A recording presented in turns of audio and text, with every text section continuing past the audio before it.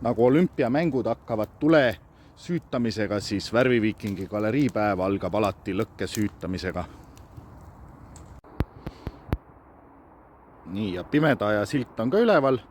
Pimedal ajal lülitame selle sildi sisse, siis on valgustatud silt ja selle viime ära, siis kui pimedaks läheb. Aed toimib ka avaliku grillikohana, kus on 6 ise nikerdatud grilli, mida saab kasutada.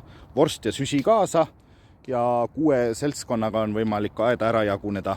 Et iga pühapäev kella 12-6 saab teha siin oma seltskonnaga pikniku peale 6 saali kunstigalerii näituse nautimist.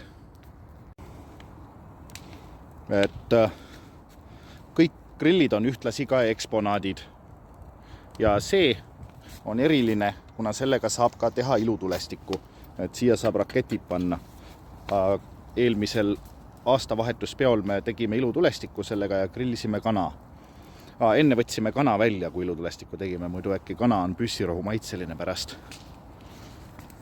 6. näituse saal on saun. Et tulevikus tulevad ka saunaüritused, aga sinna on veel aega. Rebane, kule, kus mu saas lõkk on?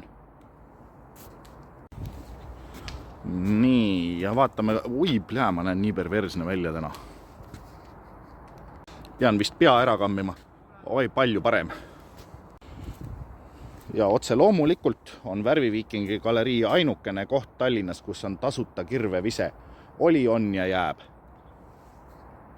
Ürituste infot jälgi meie lehel